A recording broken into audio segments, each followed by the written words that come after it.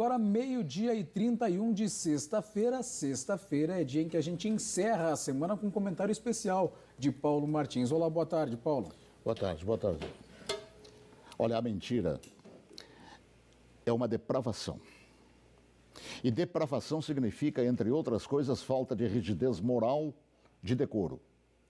Eu digo isso em razão de estar se avizinhando uma data histórica que dissociados da verdade insistem há anos de chamar de golpe.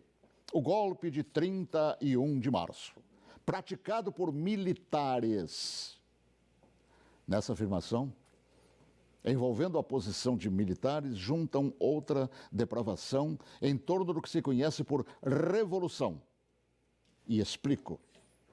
Primeiro, que nem o dia certo do movimento que inspirou a tomada de posição contra a tentativa de implantarem o comunismo do Brasil, os acusadores sabem. E me cabe corrigir esta falsidade, informando que não foi no dia 31 de março. A tentativa de agitar a intenção, depois de dias de bagunças no país, se deu em 1º de abril.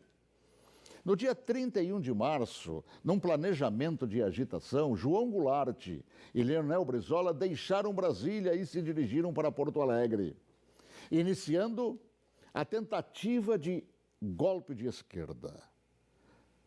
No dia seguinte, 1º de abril, agitação que deram o nome de Campanha da Legalidade, segundo o movimento de resistência que os incipientes de hoje não sabem, ou se sabem, mentem.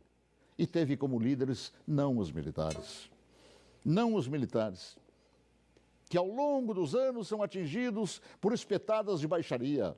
A liderança daquele movimento revolucionário pertenceu a civis que inspiraram o povo brasileiro a sair às ruas aos milhares em todas as capitais, em passeatas que ficaram conhecidas como Marcha da Família com Deus pela Liberdade. E os civis que promoveram e lideraram a revolução foram os governadores, civis, repito, do Paraná, Ney Braga, de Minas Gerais, Magalhães Pinto, da então Guanabara, Carlos Lacerda, do Rio Grande do Sul, Hildo Meneghetti, de São Paulo, Adhemar de Barros, de Santa Catarina, Celso Ramos, além dos jornalistas Roberto Marinho, do Globo, e Assis Chateaubriand, dos diários e emissoras associados, esta última empresa para a qual eu trabalhava.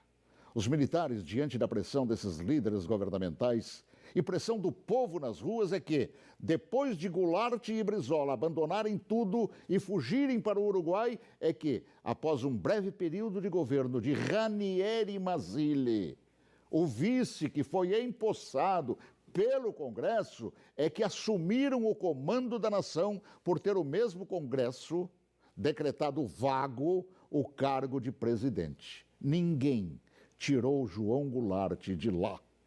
Ele é que fugiu. Eu ouvi fugir. Assim, é um depravado. Todo aquele que mente sobre o que chama de golpe. E que foram os militares que assim determinaram, pois golpe é o que queriam os sociopatas implantar. E rótulo de depravados, tanto aqueles como os que hoje repetem a mentira por uma razão, uma simples razão.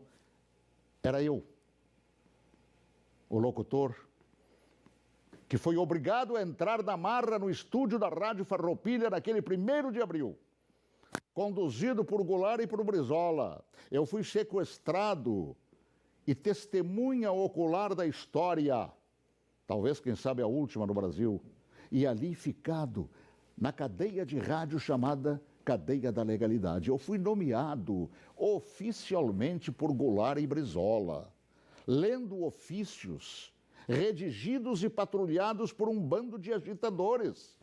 Eu acompanhei toda a história, também depois, através do tempo, e todos os seus capítulos não cabem aqui.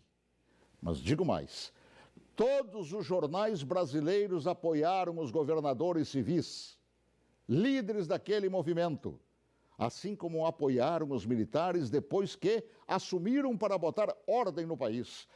Todos os grandes jornais brasileiros, com exceção do chamado última hora. E os militares, após assumirem e resgatarem a ordem atropelada pelo comunismo, transformaram o Brasil, naquela época da 49ª economia do mundo, na 8ª economia do mundo. Assim, pela verdade dos fatos, que se honre neste fim de semana os 55 anos do movimento que evitou nos transformarem numa Venezuela de hoje, na qual o povo não conta nem com papel higiênico. Boa tarde, se Deus quiser, até logo mais, às 18h40, com espaço de ponto de vista. Olha que eu conheço inúmeras histórias suas, Paulo Martins, mas essa eu confesso que eu desconhecia. Também. Essa é verdade, porque eu fui testemunho ocular de tudo. A gente que estuda jornalismo tantos anos ouve falar de diários associados. Jamais imaginei, Paulo, que você estava lá testemunhando tudo isso. Estava lá, no batente, cobrindo, inclusive, isso que hoje mentem por todo o Brasil. Paulo, escreve um livro que eu quero ler. Tá bom? Já comecei. Então tá bom.